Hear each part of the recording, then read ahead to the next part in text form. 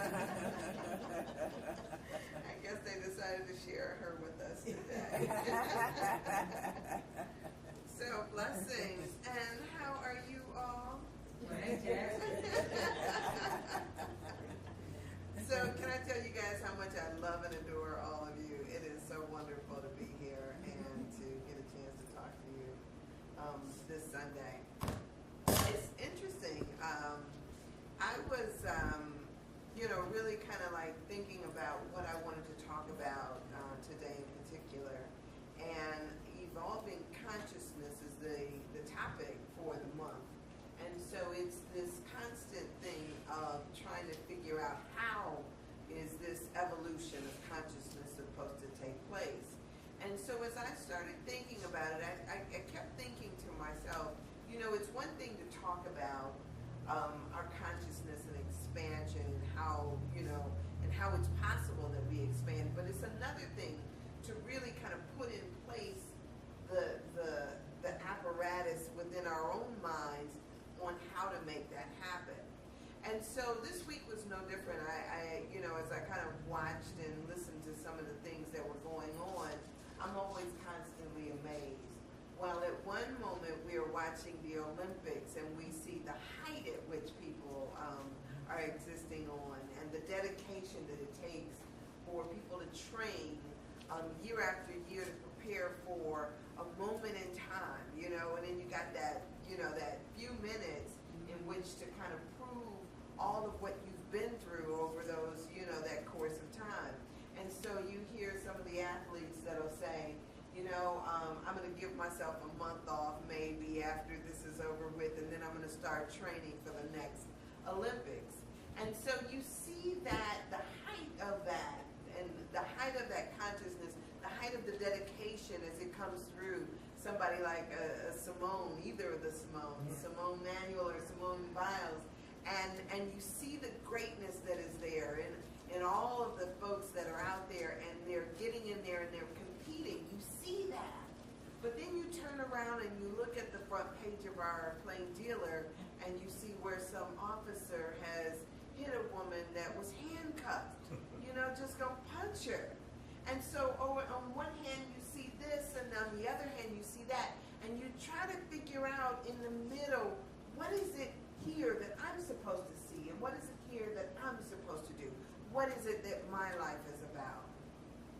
And so as I started contemplating that whole idea, that whole message of what it is it means for us to evolve in consciousness, I started looking in the Bible for some stuff and in the words of Martin Luther King. And it was interesting because one of the things that I kept reading over and over again was about this idea that we talk about so much, about the idea of love and what does love dictate and have us to do. So I came in here today to talk to you a little bit about those types of ideas, about what's possible when we decide to make and see love as the overriding goal that we are headed towards in our lives. And, I was reminded of so much. I wrote down while I was up there in meditation that I remembered a friend of mine, Imani. We used to do this on Cleveland Talk Radio. We were on air for years, and Imani was like the person that started out the day at about 2 o'clock, and she would kind of get on, and she had this, I think her show was called The Eighth Life. And she would talk about so many different things. And I'll never forget that Imani said something that kind of startled me one day. She said that the worst thing that we've ever done is we've asked our men not to die for us. And I thought, what is that about, And she said that it has always been the male species who have been the protectors, who have been the hunters, who have gone out before us as women to basically guard and protect the home. And she says, and when we started to, and I hate to use this word, but started to domesticate them in a different type of way. She said it's as if something within them has died. And so when I watch those Olympics and I watch the competition and I watch the struggle, you know, when we watch and witness people, whoever it is, whether it's our men or our women, as we sit back and we watch sports, you see that energy build up and that excitement. There is something that is missing in our lives when we no longer engage in the process but sit back and watch it. So I started thinking about all of the ways in which we have denied what is natural to us in order for us to go into something different. How some of these things just seem as though they are part of our being and part of our psyche, and yet we keep squelching them down. Competition does not have to be bad. Competition is really good. When we get out there and we get into the arenas and we duke it out or battle it out on whatever level, it does allow us to take some of the energy that we have and to channel it in ways that can be effective and productive for us. But when I started thinking about this idea of evolving our consciousness, I'm not saying it as if, you know, we need to go out there and just fight for the sake of fighting or to battle out for the sake of battling. I mean, you know, we can see that every day on our streets. I mean, we live in Cleveland, Ohio, and we see stuff, madness going on every single day. There's no lack of evidence for that, you know, this idea that we need an effective outlet for our aggression. We have aggression that is built up over the years from so much stuff, from our ideas of powerlessness or our ideas that somehow the system doesn't see or respect us. We get frustrated. And a lot of times this idea of power is innate to us, to our men even. And so it becomes this thing of the only way that they can exert power seems to be to either pick up somebody that's less than them or to go and pick up a gun and try to even the playing field. And so we see all kind of craziness going on. And so I started to ask myself, you know, this is not new.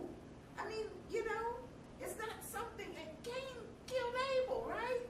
I mean, so it's not something that hasn't always gone on, but it's something that we can start to evolve into a different way of seeing things. So I started thinking to myself, you know, Martin Luther King and Gandhi, they always used to talk about this peaceful nonviolence. They talked about this idea of power, and power without love is just, you know, is corrupt. It doesn't serve us in our community. But we have to figure out how to have power and love in order to change things around.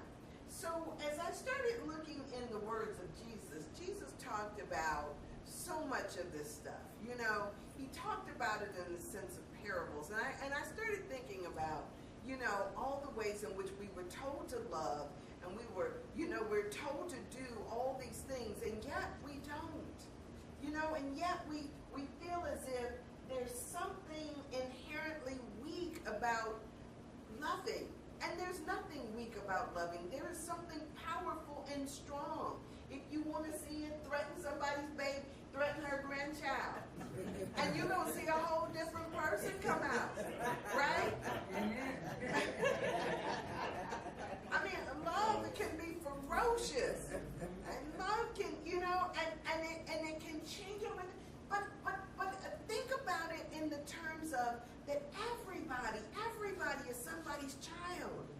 And we need to feel just as strongly for the child that we don't know as for the ones that we do know. It makes no sense that we have children that starve in this country. It makes no sense that we have children who don't have food to eat or shoes to wear or the things that they need. That in and of itself is problematic. And when we have people who turn a blind eye to it, not just ourselves, our presidential candidates, when we have anybody out here in our society that is not about this, about us preserving our own. And when I talk about this idea of race, it's not just black folks or white. It's everybody. It's the world over. I mean, when we see people out there running the track and those races, they come from countries we hadn't even heard of, right? Is that a country, really? You know? And they're running just as hard, and they're doing just as much as anybody else, and they've got people that are where they are cheering them on. That woman from Springfield, Mississippi said, I just hope that one day I'm driving down the road and they'll say that this is where I live. Springfield, Mississippi is where I live. And she was running for gold just so she could get, you know, Springfield, Mississippi on the map. I mean, all of us deserve to be able to get out there and to live a full and productive life, to love and be loved and to express that love. And so what does that mean? You know, I was intrigued. So you know, Jesus did this one parable that you know, I've read over the years, and today it kind of struck me in a different way. He was talking about, he said that there was a rich man who had lots of land, and he had all these crops, and when the harvest time came in, he had so much food, oh my gosh, he didn't even have a place to store it. That's how the story goes. He didn't even have a place to store it. So he says, you know what I'm going to do? I'm going to tear down these old barns, I'm going to tear down this stuff, and I'm going to build me some bigger barns and some bigger areas so that I can store all the food that I have. Now, never mind that there's people out here who don't have food, but let me build up something bigger. And so he said, you know, so he said to himself, you know, I'm going to do this for myself. And so it said in the thing that God said, thou fool, this day thou soul is required of thee. In other words, you know what? You don't know what tomorrow is going to bring. You're sitting up there and you're gathering all your stuff to yourself, thinking that this is what it's all about. But tomorrow, you're going to need somebody.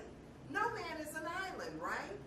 And so it becomes this thing of, what do we treasure? Do we treasure this stuff over here that we think we own, that really owns us? Because we got to build stuff to store it. We got to use electricity. We got to, all of this stuff we've got to do to maintain what we have. Or do we really look out and say, you know what, I am part of a system, part of a world who needs me to show up. Now, can you imagine the difference that he would have made had he just shared what he had with those that are around us? I mean, Jesus talked all the time about a servant and how a servant is towards his master. If you're going out there and you're just throwing away somebody else's stuff, you know, they don't give you anything, or you get your just reward, you get your whatever, if it's pay or whatever you get from what you do, that's what you get. But when you take it and you take care of it, when you foster it, when you do all the things that you ought to do to it, then those people are the very people that'll be there when you need somebody. I didn't have any children, so I'm always mindful of, you know what, I don't have somebody that I think is going to take care of me, and some folks who have kids, they don't take care of you. Not too late. And people remember the goodness that you do. People remember how you're good to them. And some folks will, no matter what, be there for you. So when Jesus says that this idea of still storing your gifts in heaven and not just over here for yourselves, it's what you do for your fellow man that really counts and that really matters. So it becomes this thing of, what am I doing and what seeds am I sowing in heaven? And when we talk about heaven, we're not talking about the place up in the sky, but we're talking about what we share with one another. Because all of us are in this together. All of us are here and participating in this oneness that is God right here, right now, together. So, you know, I always think about at saying that the cost of giving is receiving, because you then participate in something. When you're participating in the flow automatically comes back to you. But when you're holding off, or you're saying, I'm not giving, I'm not participating, then nothing comes. They used to say nothing comes to a closed fist, right? You got to open it up in order to receive something. And so it becomes this thing of recognizing that we all take part in this kingdom. So this conscious evolution, this enlivened conscious, means that we have to be about the business of seeing not just our own little stuff, but actually opening up to something greater.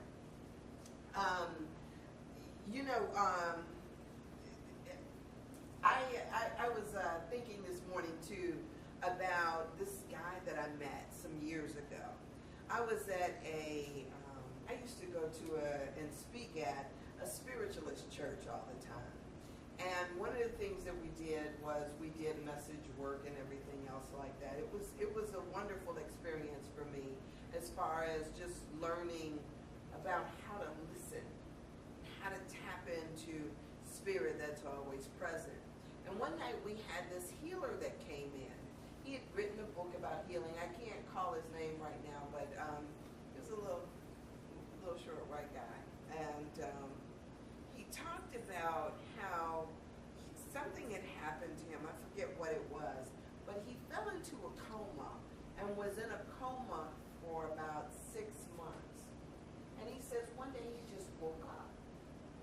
And he says when he woke up, what he saw all around him was just light. He says people would walk in the room, and he says, and they would just be light, but they would be talking to him. He says he went, when this lights came in to take him out of bed, he said he looked down at the ground, where he's about to put his feet. He says, and there's just light. He says, it's light coming up. And he says, and what he noticed was, it says he walked around, he says he would just see light, people that were just light. And he says, and then sometimes you would see some dullness within their life. He says, and sometimes you would see something that was dark. And he says he figured out that was sickness.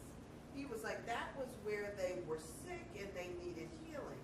But what he discovered is that he could send light into that place that was dull, or into that place that was lacking light. He could send light in there, and people actually experienced the healing from him sending light.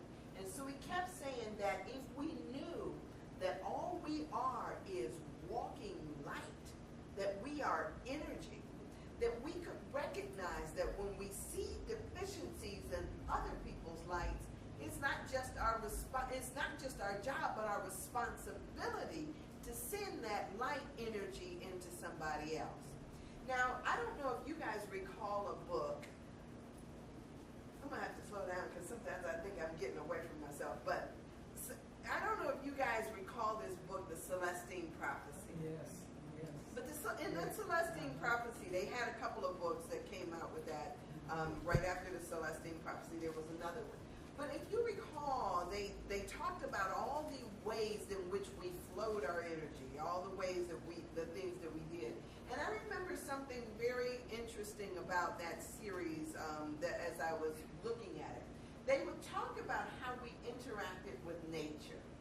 And remember how they would talk about, when we looked at the trees, I don't know if it was in the second book or the first, but how when we look at the trees, if you look at them and you recognize their beauty, if you see in them that there's an energy, it's almost like there's an energy exchange that goes in between the two. Not only are you recognizing the nature and trees and their beauty, but they're also giving it back to you. And so whatever it is that we're interacting with, it is energy. This whole universe is energy. God is energy. All of this stuff. And when we walk around and not see that and not recognize that we're participating in this thing, it's an energy exchange, an energy flow. When we walk around and act like we don't see it, we miss out on can you imagine if we look into every person's eyes and we recognize that thou art God and see their beauty? Then we're doing that very same energy exchange. And when we know that we are there are some things that we have this idea that when we give it away, somehow we're lacking, right?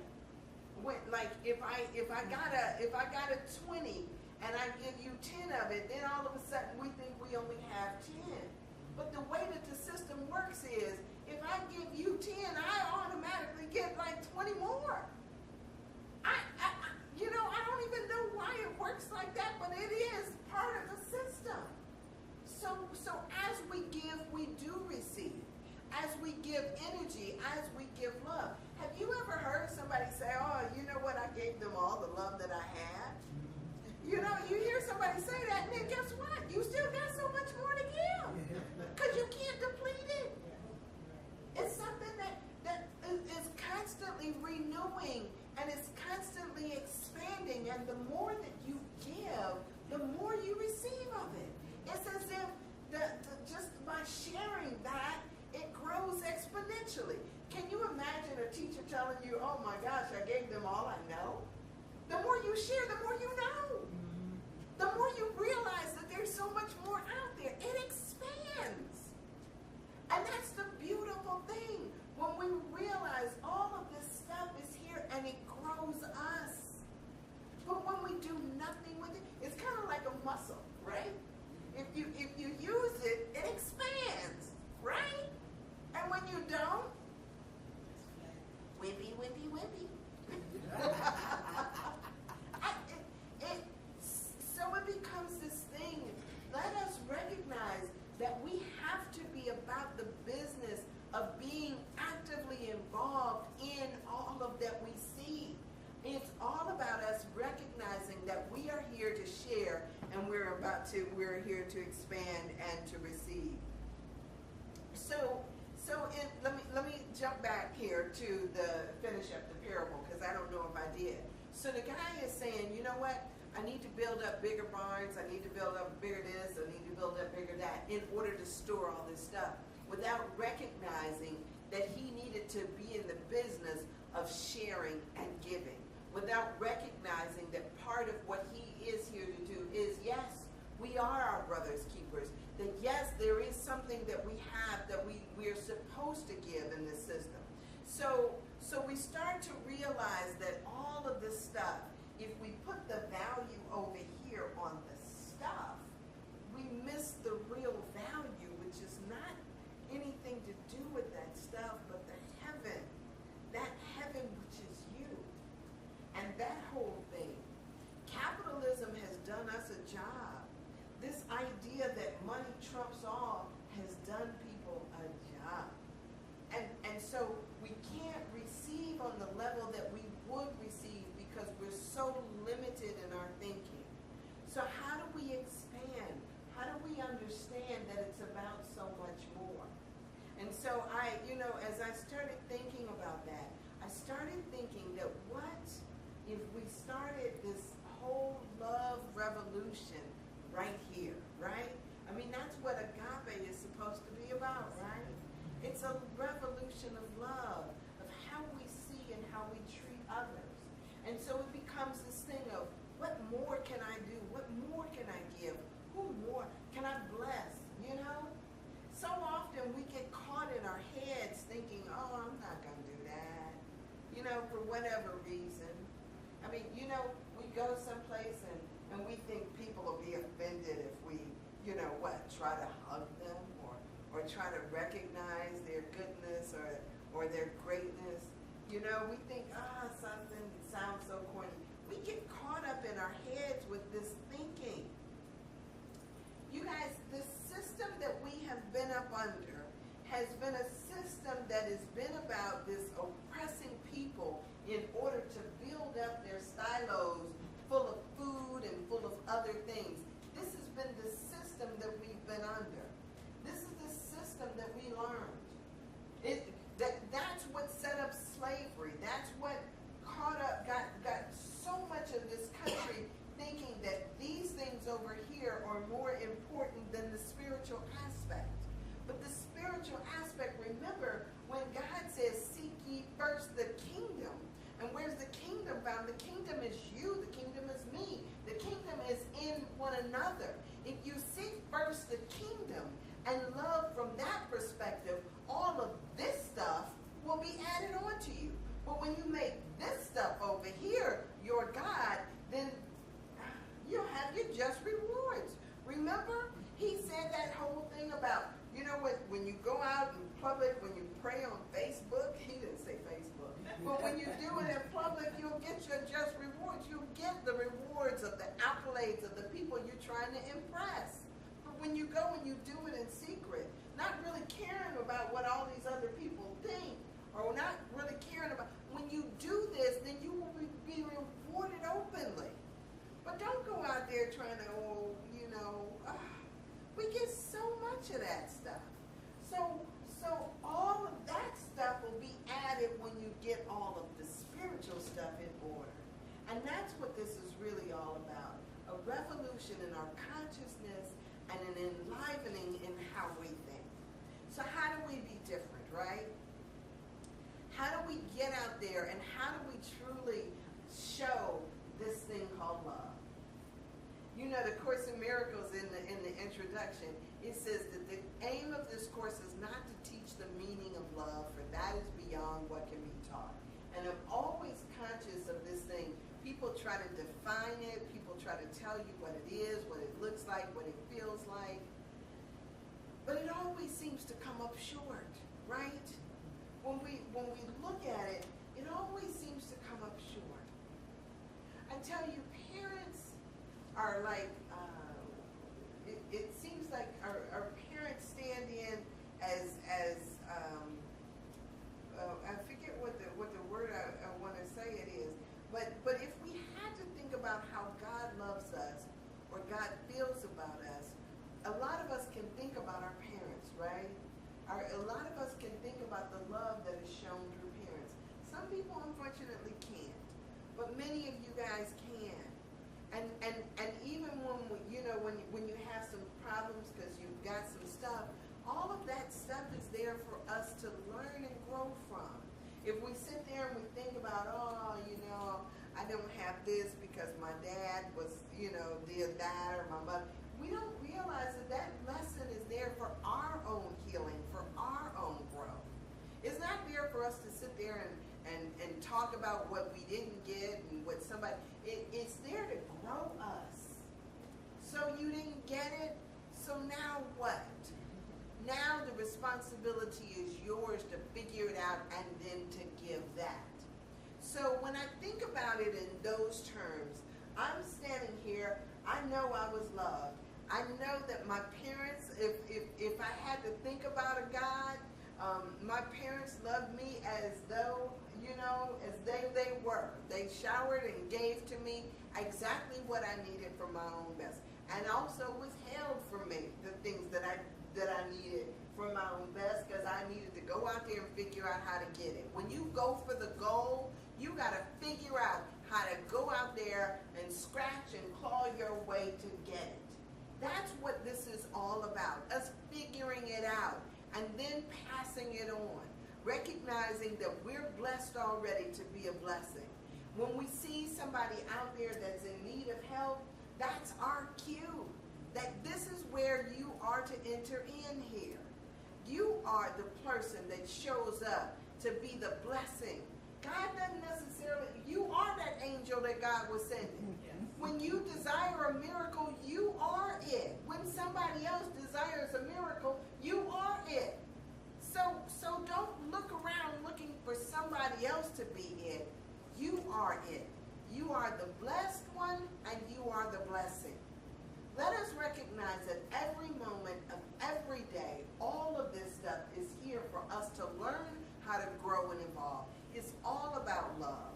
And so, as I started to think about this and all of the things that Martin Luther King and Gandhi and other people talked about, we have to rise up. There ought to be something in us, some righteous indignation within us that says that while I'm here on this planet, this is not acceptable. And you know what?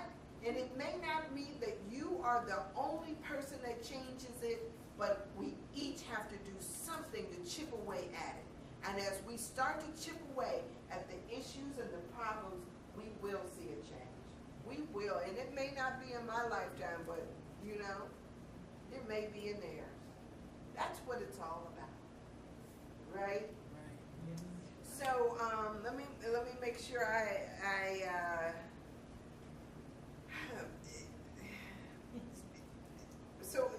let me say this one more thing, because I made a note of it. Yesterday I was at a meeting, and we were putting together a committee to speak to some of the injustices that we see. And so, you know, everybody started, you know, putting in their little 2 cents about, well, wonder if you guys in that committee over there don't necessarily reflect my opinion. Wonder if, you know, if you guys could just send us the stuff so that we can really, you know, help to shape this type of thing. And we were like thinking, you know, we don't need any more people to help shape this. We're going to move forward, because a lot of times what we do is we get stuck. You know, that, you know, if you study long, you study wrong. That's what they say. This idea that somehow if you take too long at it, then something will happen and the energy around it will dissipate, and then we'll end up doing nothing. And so Mansfield, bless his heart, he's always got something to say. He said that, he says, you know, there was a racehorse that they were trying to, you know, redo. He says, and you know what a racehorse is? That he said that they took the horse, trying to make this horse better. They took it to a committee, and he says that when it came out of the committee, it looked like a camel. Because everybody trying to put in what they think is necessary. Everybody trying to do this, and everybody's trying to do that. And what you got left is a camel. So it doesn't necessarily benefit anybody. So we're right where you are. Recognize you've got the power. And I recognize in our community there are so many people that feel powerless. But there is a power in love. And there is a power. Remember, it says, I can do all things through Christ who strengthens me. When you start to tap into that space, from that space where we know that we are all one, and we know where heaven is, and that we're putting our energy into that. When we do what we can with where we are, we really do expand and enliven in our consciousness. All right. Anybody have anything to say before I pray? Any comments? Questions? So, Father, Mother God, in this moment, we give thanks for this day. We give thanks for one another. We give thanks for an uplifting in our consciousness. God, you know, I don't know how all of this is supposed to look, but I know that you do. I know that you are in control here. I thank you, God, for your insights, whatever it is that came to our minds as we listened, as we stood and were present in this moment. I know that you know what it's supposed to be like, what it's supposed to come of this. So, God, I just bless it, and I say yes. I say yes to your instructions. I say yes to being used by you. I say yes to it all. And God, I accept it for each person here. God, thank you for blessing us, that we may be a blessing to the world. Thank you for healing, God, as we not only recognize the healing in ourselves, but we go out and we send light into others. God, I thank you for amplifying this. I thank you for amplifying this message and letting it take root where it needs to. Thank you for blessing Reverend Jackson, God, and I thank you for blessing all those who are attracted our way.